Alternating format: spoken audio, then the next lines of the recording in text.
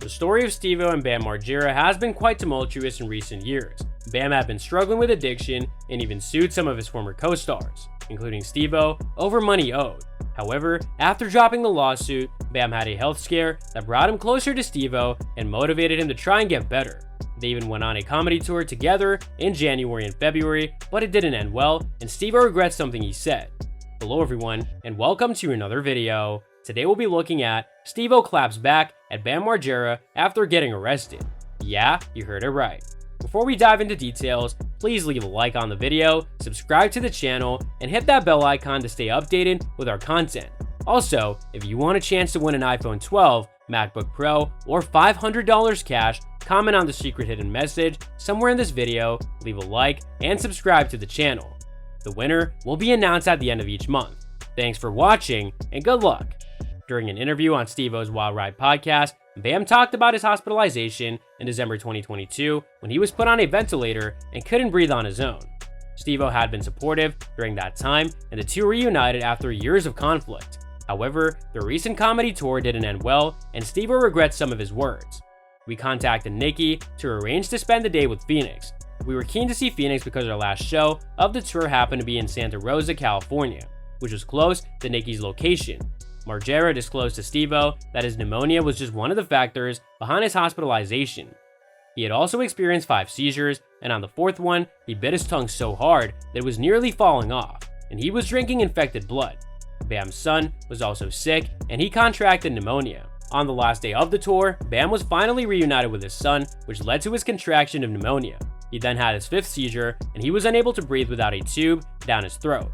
He woke up 5 days later thinking he'd been there for only a few hours, but he had actually spent 8 days in the hospital.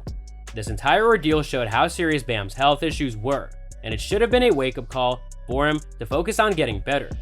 So the aim was to prevent you from being in such a position again. Unfortunately, that didn't happen, but I'll elaborate on that later.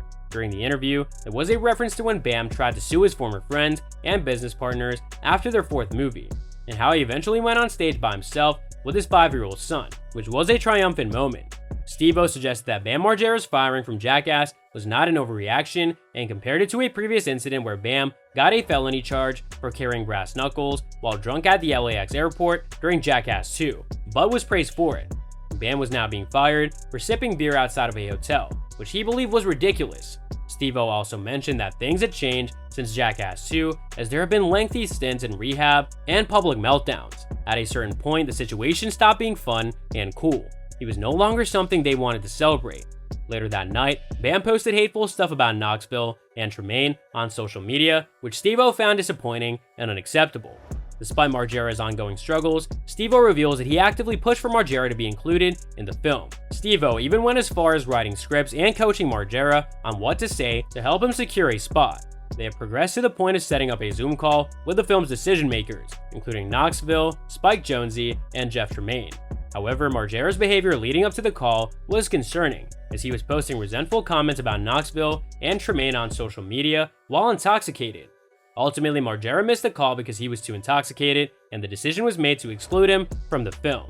Steve-O made a plea to Margera to get help and apologize on behalf of the group. Fast forward to February of this year, Margera posted on Instagram, and Steve-O commented on the post, expressing his disappointment with Margera's ongoing struggles with addiction. Steve-O expresses his concern that his friend's actions are hindering any chance of having a relationship with his son. Steve-O brought him on tour, hoping to inspire him to pursue recovery. Despite Steve-O's efforts to help his friend, he cannot force him to be honest and commit to the work of recovery. Steve-O admits to feeling responsible for his friend's hateful social media posts about Knoxville and Tremaine, which occurred while he was under Steve-O's watch. In a recent episode of his podcast, Steve-O admits that his comment on the post was a mistake. He saw the post on his secondary account, made a hasty comment, and then sent it. Steve-O now realizes that his comment should have been a private, personal statement and not a public comment on social media. So that's all for today's video. If you enjoyed it, remember to leave a like, subscribe, and ring that bell icon so that you never miss our upcoming videos. And don't forget to share your thoughts in the comments section down below. Stay tuned, and we'll catch you in the next video.